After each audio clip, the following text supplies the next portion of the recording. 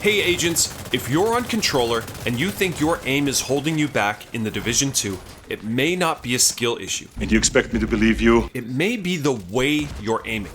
In this video, I'm going to show you 3 things you can do to significantly improve your aim in both PvE and PvP in not only the Division 2, but almost any first or third person shooter.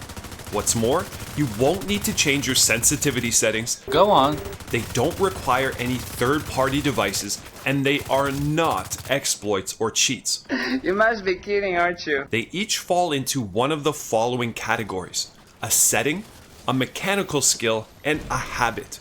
Keep in mind that these settings are for controller users only and will require you to have aim assist turned on. So first, I want to start with a setting that most players don't even know exists. This setting will help you snap to targets quicker and easier, and can even increase the number of headshots you hit. It comes deactivated, so to turn it on, go to Settings, Controls, and scroll down to Auto Look Center. If you've never changed this setting before, it'll be set to off. Just turn it on, and you're good to go. Now that you've got it activated, let's see what it does. While standing still, it does nothing. But once you start jogging or running, the game will automatically center your screen if you're looking up or down. This is very helpful because many players have a habit of running around with their cameras pointed down. Not that this is necessarily a bad thing, as it does slightly increase your field of view and minimize the amount of your screen being blocked by your character. But when enemies come into vision, would it be better to have your crosshairs at their feet or at their chest or head? This setting will help you get into the habit of keeping your screen centered when enemies are around.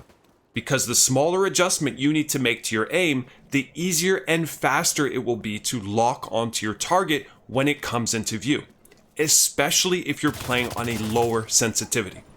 Now, some people may be concerned about this setting messing with your aim while shooting a target, but don't worry. It only activates while you're running or jogging, never while aiming down sights. Something I'd like to add to this is if you're playing on a TV or basic computer monitor and not a gaming monitor, one simple trick you can use so you always know exactly where your crosshair is cut a tiny piece of a sticky note and stick it in the middle of your screen. To do this, just go into Cover, and wherever your crosshair is, put the sticky note there. And now you always know exactly where you're aiming, even if you're running around. Of course, you don't want any residue left on your TV, so do not use any kind of strong adhesive for your marker. Sticky notes are perfect because they're semi-transparent and they won't leave a residue. And that is our first point covered. Turn on the Auto Look Center setting and put a sticky note in the middle of your screen to help lock onto targets easier and faster. The second point that is going to help improve your aim is a mechanical skill that will maximize the effectiveness of your aim assist in both PvE and PvP. So for some background, let's break down the different parts of aim assist. First off, it slows down your aim when your crosshair gets close to a target. And then it helps your crosshair stick to moving targets, making it easier to track them. The second one is called rotational aim assist, and we want to keep it activated as much as possible, because when used optimally, it can feel almost as if you're using AIMBOT. And this is exactly what I'm going to teach you how to do. Simply put, to activate rotational aim assist, you just need to move your character by moving the left joystick. This is part of the reason most players strafe while they shoot. And for those that don't know, strafing is when you move your character left and right, commonly used to dodge fire. I would say about 90% of players I see in PvP can strafe to some degree while they shoot. It's a very effective technique because it activates rotational aim assist. That being said, the common wide left, right movements are not always ideal. This is because it can break your own tracking when you change directions, causing you to lose your target, and it does not keep rotational aim assist continuously active. It's more like move right, active, stop, inactive, move left, active. So every time you change directions, rotational aim assist deactivates for a fraction of a second. Micro-strafing, on the other hand, keeps rotational aim assist active because the game never fully registers you as stationary, making it a lot easier to stay locked onto your target. Also, since the rotational aim assist will be constantly active, it's going to help counteract the recoil of your weapon. So if you're using a weapon with stronger recoil, like the Bighorn, Eagle Bearer, or Kingbreaker, it can feel like recoil is reduced because aim assist is helping you stay centered. With all that being said, micro-strafing is not the end-all, be-all when aiming at a target. Yes, it can significantly improve your ability to acquire and stay on targets, but there are times when wide strafing is more effective. Check out this table listing different situations and objectives and how effective micro and wide strafing are in each. So you're obviously not going to be micro strafing every time you shoot a target. The best players will know when to wide strafe, when to micro strafe, and of course when to hold corners or use cover. So how about PvE versus PvP? As you probably already know, strafing is integral to PvP in the Division 2. Not only is it keeping aim assist active, but it helps you dodge bullets.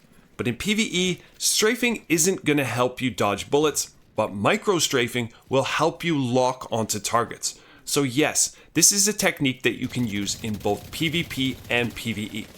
Now if you're a 6 red stick to cover kind of agent, obviously it's not going to help that much, but for running gunners or anyone not perpetually stuck to cover, it's going to give a nice boost to your aim. My advice to agents who live in PvP but have never tried micro-strafing before would be to first practice it in PvE, as there's no stress, NPCs don't move as much, and their movement is generally more predictable than real players. Once you get used to using it effectively, then bring it into PvP so you can crush your enemies, see them driven before you, and hear the lamentation of the women. Exactly.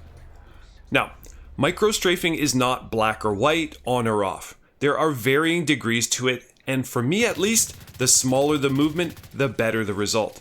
In fact, in desperate times, I will actually tense up my arm and hand so much that my left thumb just vibrates, which you can see here, and that helps me stick to my target like Velcro. Only problem with this is that it's exhausting, so it's not sustainable, especially for an old head like me.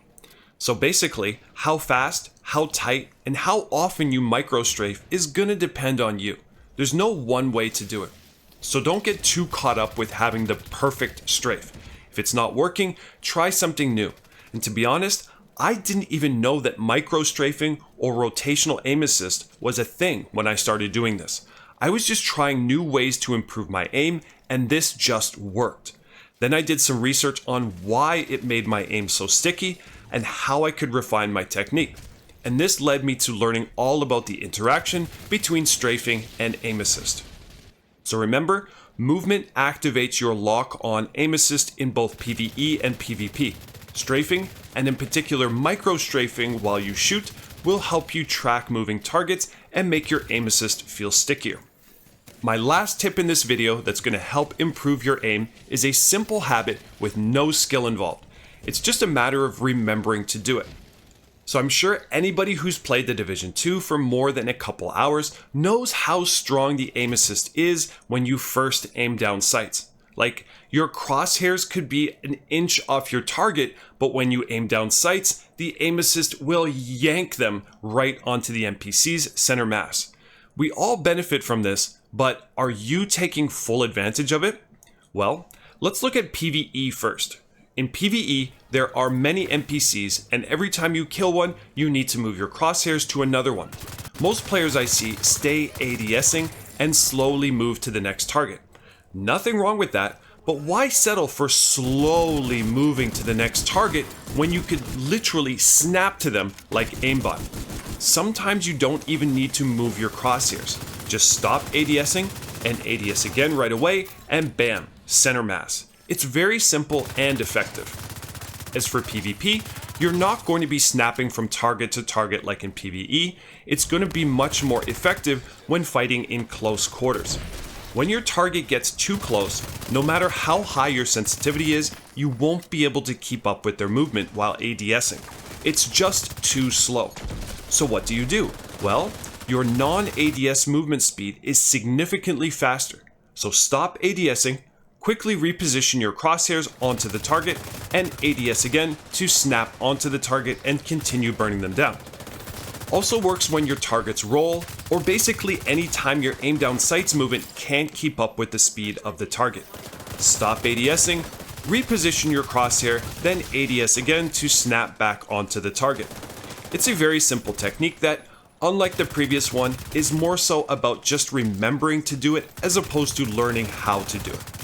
Agents, once you apply these 3 techniques to your Division 2 gameplay, you're gonna notice a significant improvement in your aim. You'll be snapping to targets faster and easier, and sticking to them more consistently regardless if you're playing PvE or PvP. If you find that this video was helpful, consider subscribing to the channel, liking the video, and leaving a comment below. And now that you're hitting more shots and winning more fights, I'm sure you'll be having even more fun out there, agents.